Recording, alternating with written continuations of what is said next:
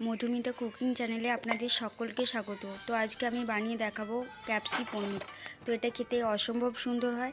আপনারা এটা লুচি, রুটি, নান, পরোটা যে কিছুর সাথে পরিবেশন করতে পারেন। আর এটা তৈরি করতে খুবই কম সময় লাগে। তো আমি এখানে সুজির পরোটার সাথে পরিবেশন করেছি। তো আমি আপনাকে এবার মূল রান্নাটা দেখাবো কিভাবে করেছি। তো প্রথমে আমি নিয়েছি এখানে 300 গ্রাম পনির। এটাকে আমি কিউব করে কেটে নিয়েছি। আপনারা চাইলে আপনাদের ইচ্ছা মতো শেপ দিয়ে কেটে নিতে পারেন।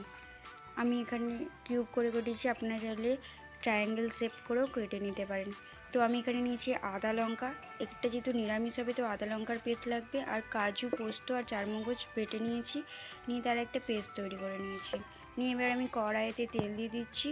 পনিরগুলো আমি ভেজে নেব। এখানে আমি পনিরগুলো লঙ্কা আর লবণ দিয়ে মাখিয়ে রেখে তারপরে ভেজে নিচ্ছি।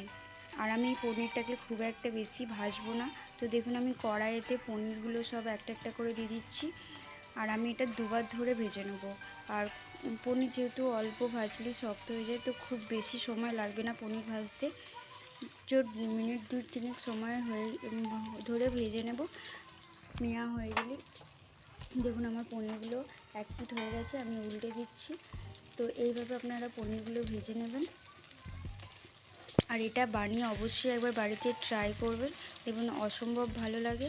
আর যে কোনো অনুষ্ঠান বাড়িতে এইভাবেই বানায়। তো প্রথমে আমি পনিরগুলো ভেজে নামিয়ে নিয়েছি। এরপরে আমি একটা গ্রেভি তৈরি করেছি। গ্রেভির জন্য প্রথমে নিয়েছি ফোড়নে দারুচিনি, লবঙ্গ, এলাচ, আর তাতে আদা আর লঙ্কার পেস্টটা দিয়ে দিয়েছি। তারপরে দিয়ে দিয়েছি পোস্ত, চারমগজ আর কাজু বাদামের পেস্টটা দিয়ে ভালো করে নেড়ে আমি গ্রেভিটা তৈরি করে ফুটিয়ে নিচ্ছি, কষিয়ে।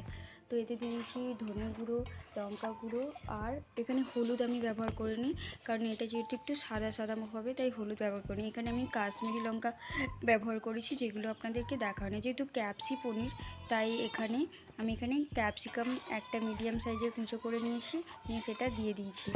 এরপরে আমি ক্যাপসিকামটা দিয়ে ভালো করে গ্রেভিটা আবারও ফুটিয়ে কষিয়ে নেব। ক্যাপসিকামগুলো দিয়ে মশলাটা কষানো হয়ে গিয়েছে। এরপরে আমি দিয়ে দেবো যেগুলো আমি ভেজে রেখে পনিরগুলো রেখেছিলাম, সেই পনিরগুলো দিয়ে দিচ্ছি। এটা আমি একটু জল দিয়ে ডুবিয়ে রেখেছিলাম যাতে পনিরগুলো সফট থাকে, তার জন্য। এরপরে আমি পনিরগুলো দিয়ে আবারও মিনিট 5 কষিয়ে নেব।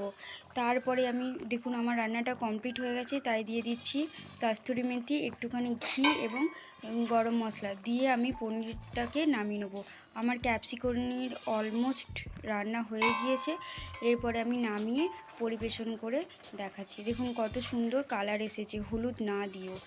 তো আপনারা বাড়িতে অবশ্যই একবার ট্রাই করবেন। আর আমার চ্যানেলটা যদি ভালো লেগে থাকে বা আমার রান্নাটা যদি ভালো লেগে থাকে, তো অবশ্যই আমার চ্যানেলটা লাইক, সাবস্ক্রাইব এবং কমেন্ট করে দেবেন।